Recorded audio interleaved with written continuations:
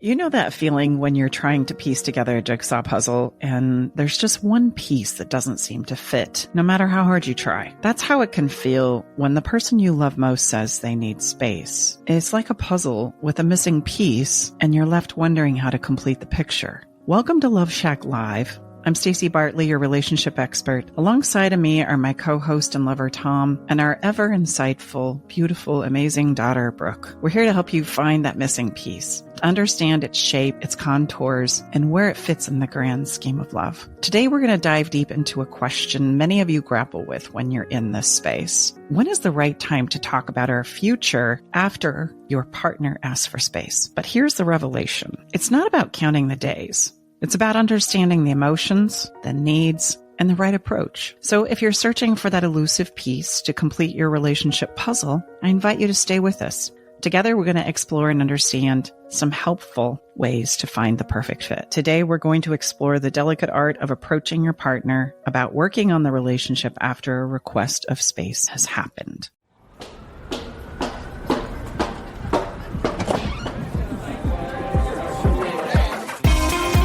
Hey, thank you for coming. Welcome to the Love Shack. And I want to open our conversation up today by asking you to contemplate this simple thing. When space is asked for, what are we really taking a break from? Like, why does that come up? Is it the person themselves? Is it a change of scenery and environment? Or is it something else? What comes up for you when you think about this? What are we taking a break from? And why does taking a break and creating space create what it is we need as a human being? Why is that our reach for, our go-to? Thoughts? I think most people in our comments think that the partner is wanting space from them, and that's what is causing the fear. They're wanting space from all the annoying things about them. That's what they're making up. Our belief is that's wrong. They're not asking for that. It usually has to do with all the feelings that are going on inside of their bodies that they don't know how to regulate. And so the natural human reaction is to withdraw and say, hey, I need to figure this out. And because of that, I can't be with you right now. Mm-hmm. Yeah, I would stack on that. I share in our clarity calls a lot of times. It's really the only next place that most of us know what to do when we're feeling this bottled up, or you like to say emotionally constipated. But you know things are not good and you're really not sure of any other option but to ask for space. That's kind of the generally accepted thing to do. I was thinking about this last night. We don't really have a lot of models of what to do when we feel this way unintentionally. We get a lot of our how to do relationship information from media, from movies and books, and the characters, when they're feeling this way, they ask for space. And I honestly think that's where we get a lot of information about how to do relationships, because witnessing human relationships, you can only witness so many of them in real life because you're just one person. So you don't really witness a lot of them in first person, honestly. So we get a lot of our information from movies, and this is the option that they take. And also, it usually goes awful in those books and movies. It usually is the thing that happens before a breakup. So it's the only way we know how to navigate this situation. So it totally makes sense why we're having a lot of problems with it, you know? Mm-hmm. Absolutely. I would say what we're really taking a break from is the emotional drain and upset, which each of you have touched on. That's what we're taking a break from. It's essentially, I'm exhausted from the way I show up when you show up. And I don't know how to make sense of that mix. So I become emotionally exhausted, and then I got to say, oh my gosh, I need some space, which then inevitably, because of the reasons that Brooke, you touched on, we find ourselves on an emotional roller coaster. And the emotional roller coaster comes from, yes, taking cues from media, from our families of origin. And then there's the well-intended friends and family members and clergy, etc. The list is long. But emotional challenges then become faced by the individuals when their partners needing space ask for that. And then the feelings of confusion, a struggle with patience, and the pain of feeling unappreciated and misunderstood set in. And from there, depending on how we cope, we're going to commonly engage in relationships from this place. I need you to see in me the good, therefore it's not true. And so this is where a lot of our anxiety comes from, and our reeling and our lack of impatience and our coping ability. It's like, I need to convince and prove to you that my intentions are good. that I'm a good partner. I'm a good person. I can do this. I see the good in us. I see the good in you. I see a tremendous amount of possibility. And that can't be true unless I get you to agree. So we blow up their phone. We call all their friends. We try and enroll all their family members so that we can get this group of people who side with you. And that starts to give us a quasi false sense of security in the situation and circumstances. And our partner who's asked for space is going to become increasingly put off by that. Because again, what are you not doing? You're not giving them the space from the exhaustion of how I show up when you show up. It's an interplay. It's a co-creation. It's a dynamic between the partnership. And it's no one person's fault, although that's what we tend to do is we start looking over the past. As I like to say, we all have a rap sheet. So I think about all the terrible, horrible things I did. And the other person thinks about all the terrible, horrible things you did. And in that contrast, we decide to just who's right, who's wrong, and who's to blame, and who's at fault, and who screwed it up, and who didn't, and whose intentions were pure, and whose weren't. And the reality is we all have a role to play. It's the interdynamic of me and you that create the exhaustion that we're talking about. And trying to just condense that into some simplistic terms that we can all wrap our heads around, that's basically at the heart of what's happening. And because we tend to keep and create codependent relationships as human beings, what does that mean? A codependent relationship means I need you to validate and see the good in me. Therefore, it's not true within me. So I've got to prove it to you. I got to demonstrate it. I've got to get you to agree. And then I can finally relax and go, And to be fair, that's even in our wedding vows. Some version of, I'm going to sacrifice everything that I am for you. You're going to do the same for me. And we are going to be so happy. And we're still in pursuit of that ideology for many reasons. And so to acquire some of these things like patience and feeling appreciation and finding some understanding in the whole mix of it, we have to understand we got to begin to grapple with ourselves because that's the difference maker. We're going to also grapple with the challenging balance of hope and reality. There's this interesting place within inside of us where we even question, and Brooke, I'm sure you see this in our comments, am I crazy to want this and continue to work on this? I mean, should I just cut my losses and go, even though I see potential and possibility and hope? Is it really over? And people will say, oh, they asked for space. You're totally done. Cut it. And there's this place inside of our hearts where we go, no, but I really think it's going to be okay. I really think we're going to get through this. I was just watching a live of a relationship coach just before we started this podcast because I like to see what other people are saying. And their answer to the question that was asked, is it over if my partner asks for space, was unequivocally, yes, it's over. It depends where you go. You're going to get a different answer. And I just think that just illuminates what we're talking about more is that our belief about relationships, meaning my family, us three people right here, is that life does not exist in the black and white. It exists in the shades of gray, which a lot of relationship coaches and relationship therapists and people out there will give you a yes or no answer without knowing anything about your situation. And that's not how life works. Mom too always says there's so many shades of gray in between the black and white that I think people are not thinking of when they're asking these questions. And also because they just don't know. So number one, be careful who you're getting your advice from, which I'm sure the other relationship expert would say the same thing about us. It's just being careful, you, the listener who's consuming this content, make sure you know who you're getting your advice from. And number two, we can't answer those things until we know more about your situation. And yes, I do see that in the comments. Am I crazy for still wanting this? And am I crazy for still having hope and believing that my partner loves me even though they asked for space, or I haven't heard from them in 2 weeks? And am I crazy for not just breaking up with them? That people are asking those questions all the time. There's so much pain in this area of relationships. If so many couples are taking space from each other, to me, that does not say that relationship sucks. To me, that says there's something going on in a lot of couples that we haven't figured out how to navigate. So I don't think it's the taking space that matters. I think it's the thing that's happening before the space is requested that we need to address. And that's what we're trying to do as a family. Mm-hmm. I totally agree.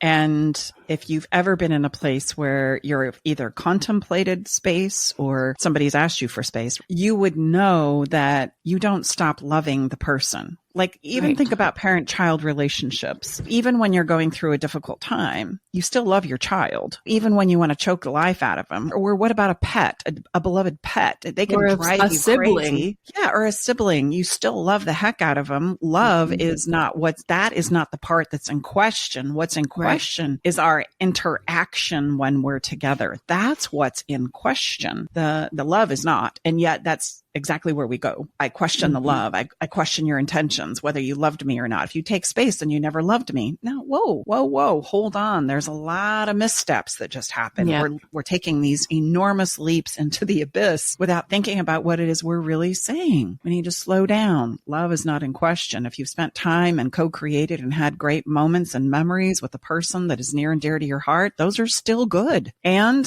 still, we may find ourselves in a place where how I show up when you show up is not going well. And that's what we need to understand. And Brooke, I really appreciate you bringing that to light. The question that we get stuck in is, should I give up or just work harder? And there's a lot that goes into that question, because the giving up, sometimes that would be easy. And quite frankly, sometimes it's necessary, right? Because you don't have a lot to work with on the other side. Where we hold out in false hope and not accepting reality is when the person is literally telling you, I'm done. I don't want to do this with you anymore. And yet you still hold on to false hope. That is a place where we're living in an illusion. We have to accept what the person is saying, even though it might be really difficult for us to wrap our head around who am I to become and what am I to be without this person in my life. Those are existential questions of identity and who do I become now? However, if we're all on the fence and we're teetering and you're saying, just tell me what we're going to do and is there hope here? And they say, gosh, I don't know. I'm on the fence. I'm in question. I don't know. You don't know. Well, then that just tells me there's a journey that needs to be had in order to vet that out so that on the other side, you have a sense of completion and no regret. That just tells me nobody knows. It tells me everybody's in question. It doesn't mean I don't love you. It just means, again, I don't like who I am when I show up with you. So what do we want to do about that? Are there some things we can do, change, learn, practice so that we can become something different in the future? And those are really the questions that we're asking ourselves. And I would just add that we would say, yes, that's always possible. Yes. I mean, in our 10 years, more than that now doing this, we've seen many, many intense situations, versions of what Stacey just described as ingredients for transformation. Yes, we have. Mm-hmm. Can we guarantee that that's going to happen? No, we cannot. Anyone who guarantees you that they will get you the result you're wanting, are they a genie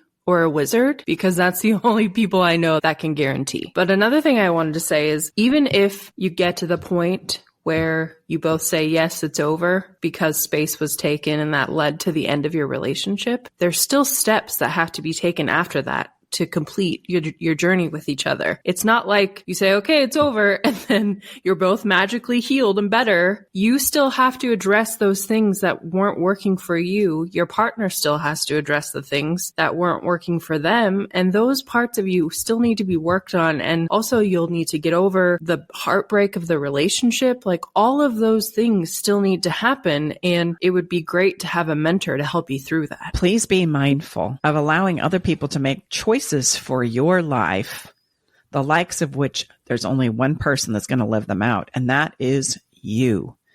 And as you're living out those choices that other people are recommending for you and it doesn't work, are you going to allow yourself to tell the truth about that? Or are you just going to keep thinking that the professional knows better than you? And I'm going to tell you, that is a lie in and of itself. That's how you're going to know about information you should listen to and information that you shouldn't. Does the advice work for you or does it not? Remember, there's only one person who's going to live with the choices that you're about to make, not the person who drew hard lines for you, but the person who's going to live it.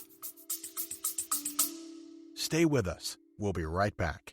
Navigating the silent, complex moments of separation or your partner's need for space can feel like walking through a maze without a map. If this sounds familiar, know that you are not alone. This journey, filled with uncertainties and introspection, requires a gentle, understanding guide. Hey, I'm Brooke from Love Shack Live. We see you, and more importantly, we get it. That's why we created the Separation Support Bundle. a collection of resources designed to not just guide you through separation, but to offer comfort and clarity during these times. Our separation guide offers insights and support to help make sense of your emotions and the process of separation. And for those moments when words escape you, our guide on 10 texts to send when navigating space provides thoughtful prompts to help communicate with compassion, plus a soothing separation meditation to help ease the overwhelming moments. Because sometimes all we need is a starting point, or a way to start feeling okay again. Remember, you don't have to journey through these complexities of separation alone. Our separation support bundle is here to accompany you, guiding you towards healing, understanding, and most importantly, the renewed sense of self.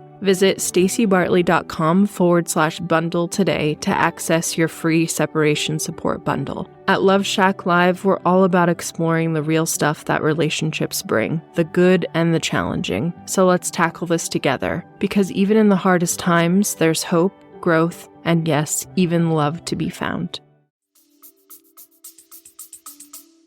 That's you. An example of that would be if you ask an expert, is it okay that my partner asks for space? And they say no, break up with them immediately. And that causes conflict inside of you. Like you think, no, but I don't want to. Or I feel like we still have longer in our relationship and this is just a little blip in time. Then that is what Stacy is saying.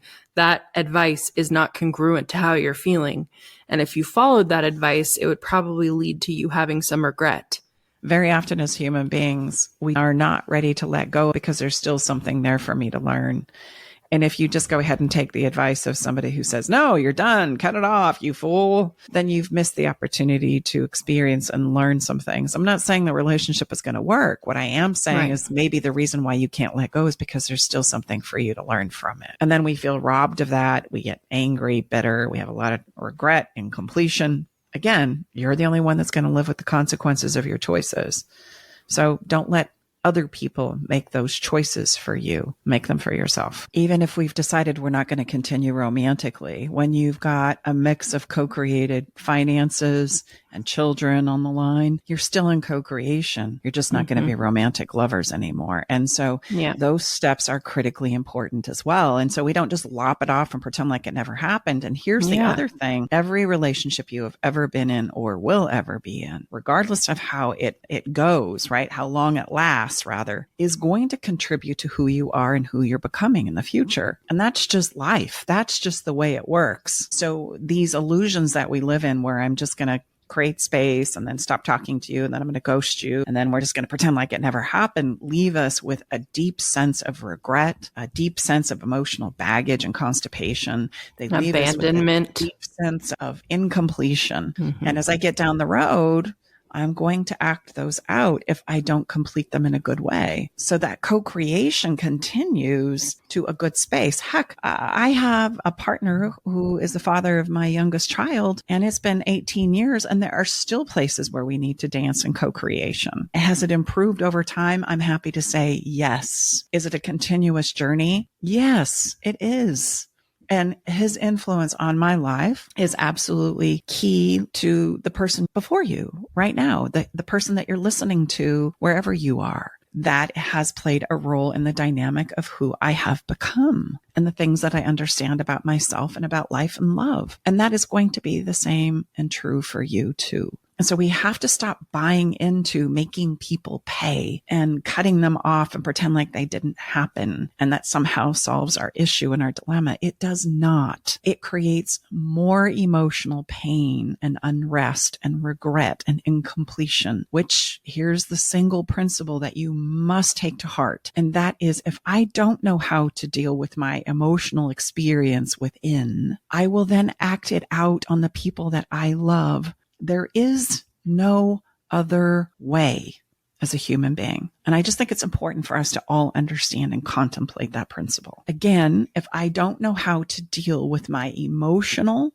choices and experience within, I will then act it out on the people I love. There is no other way. Emotion is emotion, and emotion will be expressed. I can either do it intentionally or I can do it unintentionally by just reacting instead of responding. And it's important you understand that. So lopping it off and just pretending like we're going to be fine is not going to do much for us, but add to that acting out, that defensive posture, that manipulation, that fear and terror about relationships or men and women and all that goes with it. And we have to it is upon us all to do a better job with this. The focus of this episode is to understand and realize, yes, this is the journey. This is the things that we're wrestling with. We've been talking and highlighting those. And the seeking of the validation is key here because that's usually what leaves us in limbo. Right. I want and need to convince you that my intentions are good and I'm a good person and I see possibility here. And that's why it's tough to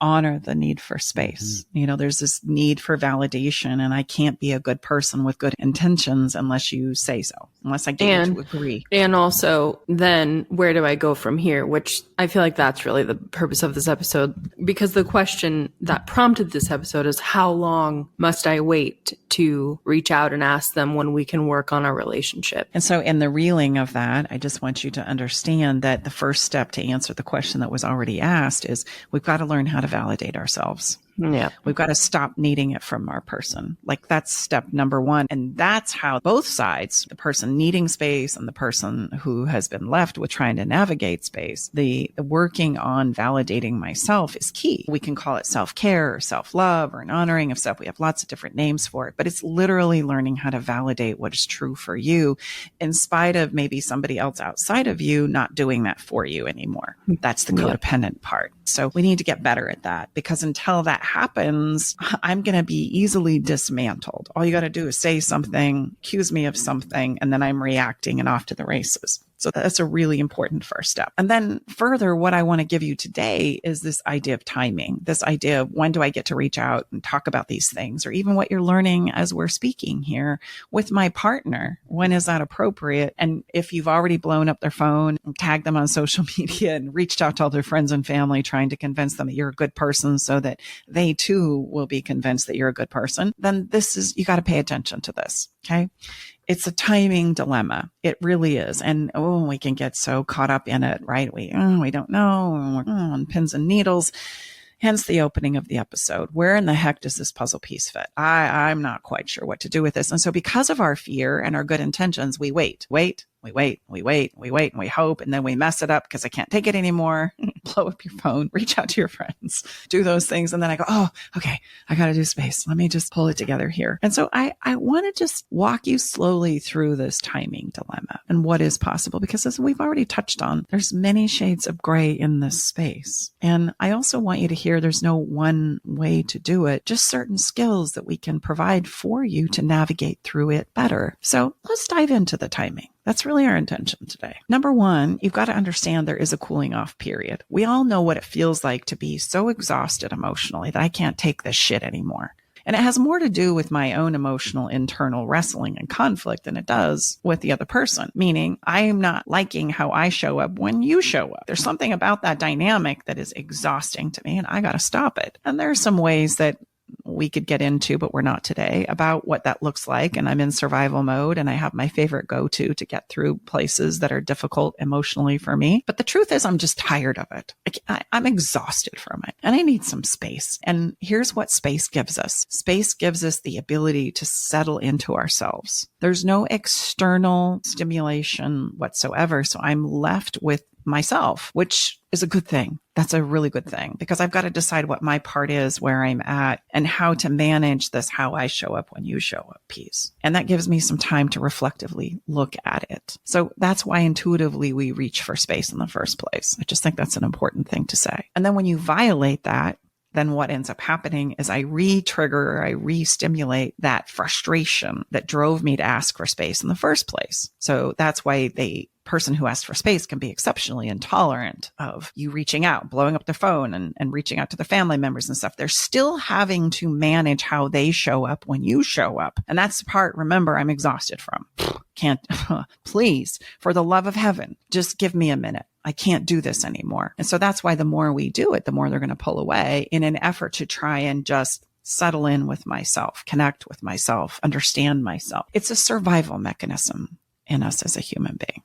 So the timing is important, and it's important that you honor initially a cooling off period. And this allows each person to spend some time with their own thoughts and feelings so the intensity can come down. I'm not so fired up about how I show up when you show up anymore. I've had some time to kind of sit in it with myself, do some self-evaluation and some self-reflection. Now, that's the ideal of how it could go. The other way it could go that I want to touch on is that your partner all of a sudden turns into hell on wheels because they're coping instead of sitting in it. So that means all of a sudden they're on dating apps and they're drinking and they're hanging out with their friends and they're like swinging so far to, yeah, I'm just going to cope and I'm not going to try and address this anymore. I know I needed to sit with my stuff. And then I took the space and then that freaked me out. And now I'm going to just do anything I can to feel a little bit better. And that's where the coping comes into play. So yes, that's where people go, hey, pull your head out of your rear. Your partner's on dating apps. It's over. No, it just means your partner is like freaked out about the fact that they got to sit in their own emotions for a minute and they're going to start coping. And let's be honest. I mean, drinking, smoking,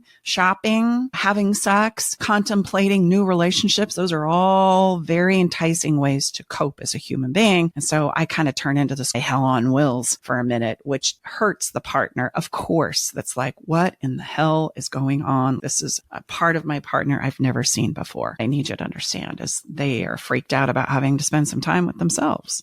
That is difficult. It is most courageous of us as human beings to turn and face ourselves. And so I knew I needed it and I did it. And now I'm freaking out. And so now I'm going to cope.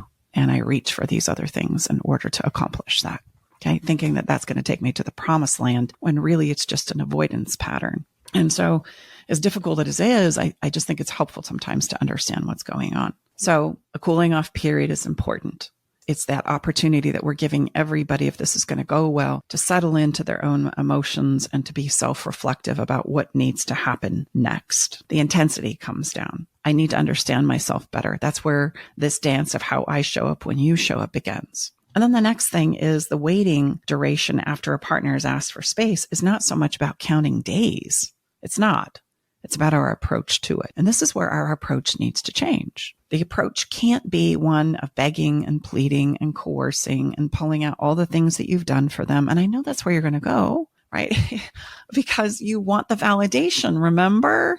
You want to be reassured that you did good things and that those things you poured into the relationship and to your partner and to your family count and they matter. And I need you to know right now, they do. Even if your partner right now can't see it, they still count. They still matter. And what I need more than anything is for you to believe and value that for yourself. Because your partner can do a myriad of things. Your partner is either going to be self-reflective or, like I said, in extremes, they're hell on wheels. And that still doesn't need to discount the fact that you poured your soul and your heart into this relationship and that you created good and that good still counts and it still matters. It's important for you to understand that. Hence why I said validation of self is step one. Step two is this timing issue that we're talking about. So don't count days. I want to help you create an approach that's going to be effective. We often become mired in the pitfalls of being overly eager, or we press the control button, or we try on our manipulative tactics of shame and blame and obligation, thinking that that's going to just get them to come home. And I want you to understand getting them to come home is not your objective. Your objective is how do we change how I show up when you show up? That's our objective. It needs to be. And that can't happen without all of us doing a really deep reflection and introspection of what the hell is going on with me? And you're the only one that can do that work. So that's the work in space I'm going to encourage you to do. The power of the approach, though, is when we're going to engage, it doesn't matter if it's 3 days, 3 months, 3 years, really. Sooner the better in my book, but you've got to allow for that cooling off period of time. And that in and of itself could take several days to several weeks to where I'm ready to engage in the thought of how are we going to dance together? Or, I feel like I need to just let go of this. Those are the conversations in the space and time that giving that cooling off period will allow. And then if I'm still on the fence after that initial cooling off period, then we need to take a journey. And this is where asking would be important. I need you to be in a settled place. I need you to take a big deep breath And I need you to realize that what you're literally doing is you're extending an invitation to the person that you want to reconnect with. The person that you want to reconnect with, it's a sincere ask, a sincere invitation, not an obligation, not a coercion, not a beg and plead, but a sincere invitation of some version. I can still see really good in us. I believe in us. I'd really like to work on us. I just want you to know that's my position. And I just want you to know, even after some careful thought and contemplation, this is still my position, even though we've been through a really difficult time. And I just want you to know I'm ready when you're ready. Will you please let me know when that is? And I could send that text message anytime I felt like I was in a good, quiet, foundational, grounded space to do so.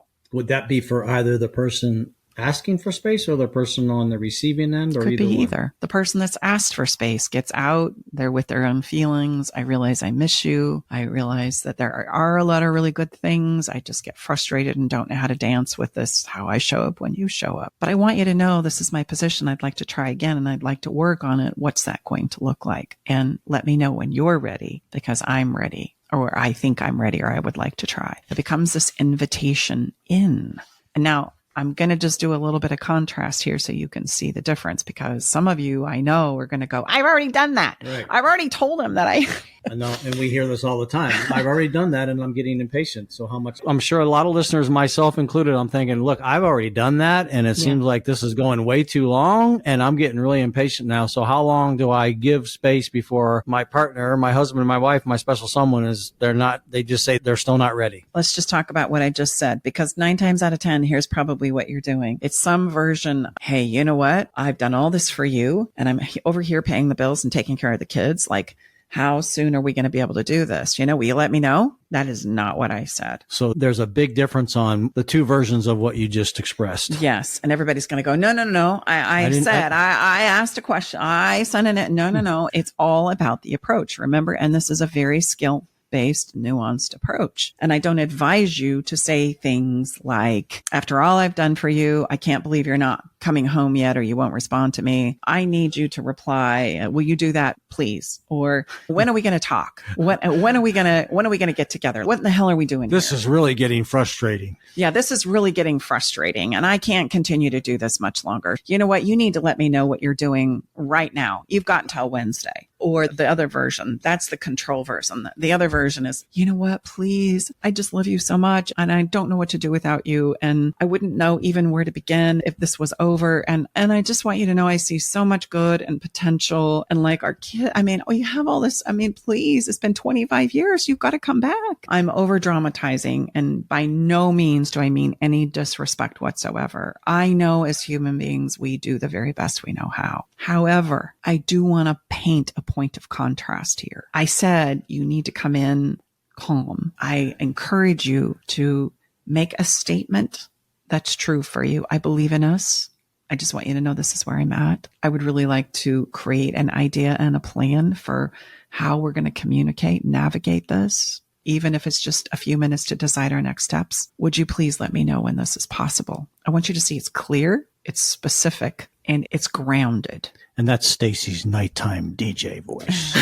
I was going to say it's not overly emotional. No, it's mostly just factual. But in a very loving tone. Kind way, yeah. Yeah, it's not condescending. That's right. I like to share that this is the gymnast that's on the 4-inch balance beam. I would think it's fair to say that we would say that that's narrow, right? This is a very narrow strategic place that we are encouraging you to walk. It is. And it will take some practice, because I've not heard this often besides Stacy sharing it like she does. And people say, God, you make it sound so easy. We have to understand she's done it thousands and thousands of times. That's why. So it's not complicated. None of those were fancy words, but the delivery is everything. It really is. Because that's hard to have someone receive that in a place that they feel it's genuine. That's what you want. It's also disarming, because it's not giving them any ammunition to throw it back at you. You're not doing that manipulatively. You're doing it because you don't want any of that anymore. You're coming from a genuine place of curiosity. And you might need to practice these words in the mirror. So maybe rehearse this little snippet. I'm going to give you a for real script I'm going to encourage you to use right now. And you might want to replay this snippet or cut it. You can replay it, but also I'll put copy of the text of the script in the show notes. So you can go back and look. Yeah. So we're trying to help you have some success here. But what I would encourage you to do, again, from a calm space is I see great potential in us. And I would like you to know that I'm ready and willing to do what is needed to create a future together. Would this be something that you would desire too? Also, I would encourage you to add, would you please help me understand what is available for us right now to connect? That would really help me. Those two questions are going to give you the next step. Help me understand what's available now. Are we going to talk once a week? Can we talk about the kids or the bills that need to be paid? Can we talk about when we're going to converse, go on a date? Is sex still on the table? There's many things that we probably need to talk about. So we take them one at a time and we take it very slow. But you're literally asking, help me understand what's available for us right now to connect and have some of these conversations. It's a genuine invitation in. And the other piece is just letting them know that you're still ready to work on this and you're willing to do whatever is needed. And you would like to know if this is something that they desire too, if this is something they want to explore or work on. And that question is important. And here's why. It's the permission for them to choose in or choose out. And without that permission, then you're probably dancing in some kind of obligation, control, manipulation, coercion. And don't feel bad about that. We're very good about those things as a human being. In fact, we have more experience in the manipulation arena than we do truly asking for what it is we want. And that's really what we're talking about here, is the asking for what it is we truly want very clearly and very specifically. And the other nuances I want you to pay attention to is if you're having this conversation in person, you've got to be incredibly precise with your phrasing and your tone. Sometimes these are best done in text message and email because that part is eliminated. One of the few places probably where that is in your power. I was also going to say, not only your expression and your tone, but also your facial expressions, because some people have a hard time controlling those and they can tell everything, you know? So. Oh yeah, no, well said. Good point. And those are personal between you and your special someone, but we know when those are. That, I mean, could just be a eye roll. It can send the whole thing south real fast. Yep. So there again, there could be the power of using another medium where you don't have as many moving parts for this to go well. Exactly. Right. Exactly. So I would highly recommend that you use it via text or email, just because there's a lot of emotions running high, and the tone and the phrasing you can get right because it's going to be a copy and paste, right? Like, that's easy. And we're happy to help you with that. The piece that's really important and the nuance too is you must give your partner the space to make a choice without feeling pressured. You need them to come to the table willingly and honestly, and to do otherwise, it's not going to go well. So this is how we violate the ask, is when we don't give our partners that opportunity to truly choose in. And then the whole thing's going to go sideways anyway. If you get them to the table to engage with you because of force and coercion, some form of manipulation, it's not going to go well anyway. You might get a moment or two, but it's not going to sustain the long haul because we're going to go back to not addressing how I show up when you show up. So that's going to be our problem. And if they feel like they've been forced and coerced, they're going to know it. And that's going to wear off very quickly. It's like a drug. You get a little bit of traction from it, but the long-term sustainability of it is very, very small. So I know, myself included, another listener. So no, everything that you described, I'm good. And let's just project out. You know, we send it through a text so we can manage the moving parts. And then our partner responds that, you know what, they appreciate the text, appreciate where we're coming from, and they're just not in a position really to commit in any regard. Like when we hear that often, us as a family, like, what the heck do I do now? So I've done everything you told me, and now I'm just still in this land of limbo.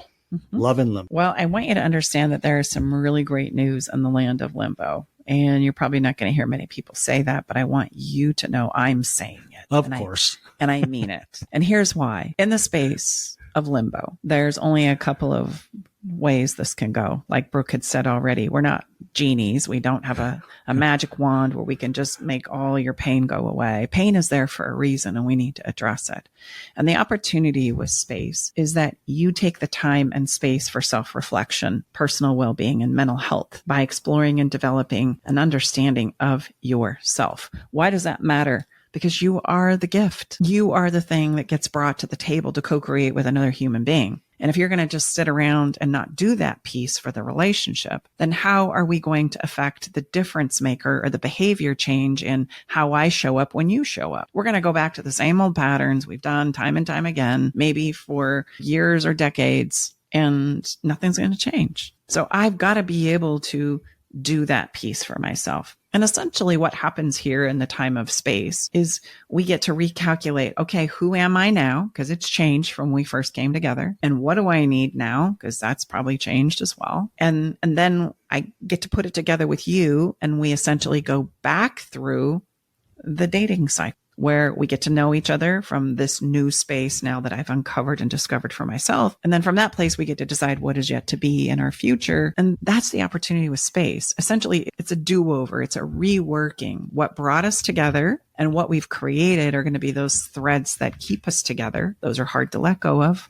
But this opportunity for space is for us to reevaluate, okay, who have I become now? What works for me? And then I need to learn what works for you, because you've changed and how you've changed. And that's going to give me the information I need in order to decide how we're going to go forward in the future. And my friends, that's a journey. That's not a decision. That's why we can't just go, okay, so what is it? Tell me, are we in or are we out? Are we going to do this thing or not? Nobody knows. Nobody knows. It's a journey to be uncovered. Another thing that I want to bring attention to is that a lot of the work that we do is based around knowing what you want. And that's not a place where most humans spend a lot of time in, especially adults. I don't have children, but I know a lot of parents, and parents especially do not spend a lot of time thinking about what they want. They spend a lot of time thinking about what everybody else wants. So when you're asking your partner who's asked for space what they want, they probably still don't know. So not giving you an answer is not them trying to cause you pain. It's because that's what the space is for. It's for both of you to think about what you really want. And again, we think about what we don't want most of the time. And at other times we think about what everyone else wants but us. And we mold ourselves to be that for everybody else. But we don't often asking ourselves genuinely, what do I want? So that's another thing that you get to do too. I'm talking to the partner who was asked for space. You get to figure out what you really want in this time period. So use this space, this time for purpose of doing those things and not simply waiting for your partner to come back. It's not about that. And yet we can sit and wait and think that all of our dreams are going to come true when they come home. And yet we still haven't addressed the core problem, which is how I show up when you show up. And so that's why so many times we might go a few rounds with this, because we're not addressing the real core issue. So take this opportunity. It's an opportunity, literally, to decide who you are, what you need, where you want to go, and then to learn what that might be for your partner. And then we can decide how we're going to go forward in the future. Working on yourself while hoping for a relationship's future, use it for your motivation to do the work. We'll do things for others we won't do for ourselves. That's just the reality of it. So if you're in a place where you love this person more than life itself, awesome. Use that as motivation to do exactly what I just described. That's where the fuel can come from. If you use it to kick your fanny, oh, I should have known better. I should have been able to change this a long time ago. I shouldn't have seen this coming. It's not fair. That's not going to take you anywhere. It's going to take you into what we call in our body of work a rabbit hole. And you're going to get stuck there in the darkness without being able to see the light. But if you can use that and understand how wonderful it is to care enough about somebody else that you're finally willing, because of the pain, to face off with yourself, well, that's really great news. Hallelujah. The day has come. Let's turn and face it and use that love of your partner and your family as the motivation to double down and face off with yourself. The ways that we accomplish this is through therapy, self-reflection, self-care, and of course, support and teachings together in a community. It's powerful to learn with a group of people who are on the same path as you. You learn so many things that you didn't know before, like you're not alone in this. As Tom often says, unfortunately, you're not unique in this area. You just think you are. And there are many who are struggling with the same thoughts and feelings and circumstances that you are too. And it's empowering to know that you're not alone. You're not unique in this way. Community can give that to you. And we got to help you with the struggle, which is not a bad thing. We've got to help you with the struggle to develop some patience work through the pain of rejection, gain the ability to set your own agenda down long enough to understand your partner's perspective, and to do what you can to accept the past as it is and let go of it so we can create and develop a future. It's important for us to also be mindful of our communications. We all know we need to improve that area. We all seem to know that intrinsically without realizing, what creates good communication is the ability to emotionally regulate myself. And if I can't emotionally regulate myself, it won't matter what we study when it comes to communication. You're going to blow it. You're going to react instead of respond, which is a very common saying in the therapy world. And yet it's very profound. If I can't emotionally regulate, I'm never going to be able to respond. I'm just going to react. I'm going to react and react and react. And you see, there is no resistance in that, right? I just let it rip. What's the struggle in that? There is none. There's no regulation in that whatsoever. So we need to learn and develop these things that, yes, I believe you should have known a long time ago, but here's the opportunity. Let's do it now. Let's address it and learn it now. As humans, we're all in a place where we emotionally cope in many ways. And it's important for us to learn better ways of coping, especially when we get emotionally fired off. That's the opportunity to understand what happens. Where do you go? What's going on for me? What do I need to do instead? What do I need to ask for? What do I want? As Brooke said, all of these things are a journey, and it's a worthwhile journey that we're going to ask you to embark on. So today we've covered one teeny tiny piece of that journey. In order to create how we go forward, it needs to be a sincere ask. It needs to be an inquiry. And it's not about counting days. It's not about, is it enough time? It's not about, how do I go about enrolling them into something? It's about sincerely finding a grounding place within inside of yourself to validate yourself that the good you've done and what you've inputted counts. It matters. And what's possible as we go forward? What can we uncover? And will you let me know when you're ready? That would be really helpful. And the beautiful thing is you don't have to wait until he or she is ready, because we've actually added a word to space with a plan. It's now space with a plan and purpose. And the purpose is you. And so the good news is you don't have to wait while your partner's deciding, because you can get purposeful with your own self and your own journey. Use this as a gift to really get clear on what you need and want in a relationship, which is really great news, because probably, I would bet, you haven't taken that time maybe ever, or certainly in a long, because we just don't make time for that in our lives. So it really is an opportunity maybe you would never have gotten otherwise. That's the new additive of the word that we as a family are really excited about, because that's the purpose part. You don't have to just wait in limbo. This gives you a very purposeful place to act on while your partner's deciding what they want to do. And when they come back, you're going to be in a place where you understand and know the things that you need to evaluate and uncover to be able to take you forward in the way in which you truly desire. Love for a lifetime. Let's go forward. Let's create a bigger, better, brighter future together. We're only going to be able to do that if I understand myself and what it is I need and what it is I need to ask for, and develop some skills about how I show up when you show up. That's going to be important. Because of that, we do have a place where you can join us in that experience. We invite you to join us for 30 days to accomplish what we've just described. A place of support, learning skills, and the practice of these skills, along with developing a personal sense of well-being and mental health. You can check out all the details in the show notes here to gain more information about it. You can also go to loveandlimboroadmap.com, and it will give you all the details as well. And if by chance, for some reason, you're not sure if the roadmap is a great place for you, then you can also join us for a Love in Limbo session. And you can check that out by going to loveinlimbo.com. So the only distinction I'm just going to point out is the roadmap part. If you're interested in the 30-day roadmap experience, that's Love in Limbo roadmap. If you're experienced in checking out just the session experience, to kind of put a toe in the water without the 30-day commitment, then you can go to loveinlimbo.com. I think that we've probably given you enough to chew on, is my sense here. It's truly our get to and our pleasure to help you in this conversation.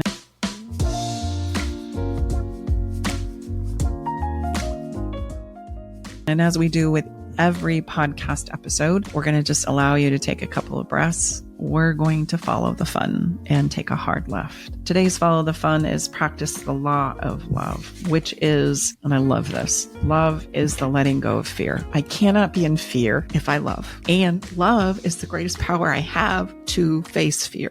So if I love you, even though you're upsetting me, and even though I'm afraid of what the future is going to be, I can stand in a place of love, which is kind of the grounded place we talked about in our podcast today. I get to stand in love. I get to remember how much I love you. And that's why I'm asking the question. It's not coming from a place of obligation or coercion or control. It's just because I love us and I love you and I love our family and I hope that our life can go forward. So I'm going to invite you to let go of the fear and stand in that place. That's the most powerful place you can stand in. And so our follow the fun today is realizing you are love. At your core, you can choose fear, you can choose love. And as you give love to others, you actually teach yourself what you are. So today I'm going to invite you to allow yourself to learn and experience love by giving it. Give the grace, the forgiveness, the encouragement, and the hugs to others that you so desire for yourself. For this is the only way that you're going to be able to accept love in for yourself. I have to give it in order to get it. Okay. So find somebody to love on today. And maybe that's your partner where you send that text or that email from this place of love. And literally as you're sending it, imagine and see yourself loving them. Don't buy into the fear that you need to hate them or make them pay or retract your love, because that's not going to see you through. It's going to create drama, pain, regret. Stand in this place and practice what I've just said. And dare I say, have a little bit of fun along the way. Yeah. Our song today is a song that I heard after we did our series about the 30-day roadmap and some of the components in it. And I thought, oh my gosh, why didn't we choose this song already? And Script, that's the name of the group. And they have a song called Break Even that basically says when a heart breaks, it doesn't break even. And it doesn't. I can tell it wasn't a powerful song for you. It's not the song. It's the desire for our listeners to understand there is a way through this and you're going to be okay. And I'm doing everything I possibly can in this moment to convey that message to you. This is hard, and that's why I cry, but it's also good news. And that's the thing that I'm trying to encourage you to embrace. You're going to get through this, and I promise if you'll do these things we're talking about, you're going to be better for it. I know it works because I've done it myself personally, so I know the journey, but I also have the privilege and honor of helping hundreds of thousands of people from around the world to do it too. And there's this moment where you pop out the other side and you go, I'm so grateful to be alive. I got through it. That in and of itself is an incredible transformational journey. But you can do this too. And there's some things that you're going to need to learn along the way. And some of them are going to challenge you, but it's going to be a worthy effort.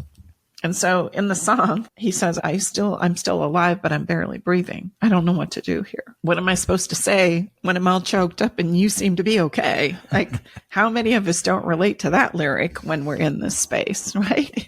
And it's almost like, you asshole, how can you be okay when I'm a hot mess? I'm falling to pieces. And I want you to know that sometimes when we're in love and we do love with all of our heart and soul, we do fall to pieces. It's not a bad thing. It's a thing that reminds you that you've truly loved. And that is a good thing. So I'll take it. I'll take the heartbreak. I'll take the challenge. I'll take on the reflection, the growth, the transformation. But what I encourage you, listener, to not let go of is the ability to love, because I want you to know you can love for a lifetime. That's our goal. That's our challenge. That's our endeavor. Because the minute we start buying into fear and the minute that we feel like we have to hate instead of love is the minute the bottom falls out of our life experience and we find ourselves in places we never wanted to be. So don't do that.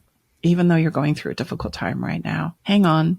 It's going to end, I promise. And love, it will come again. And it's available for you right now. So step into it and find your bravery and your courage in that space and resist the temptation to be afraid. You're going to make it through here, I promise. We're going to get to the other side. And thank you so much for us being a part of your journey. And we're honored to serve you in this space. And hang on. It's going to work out. It's going to be okay.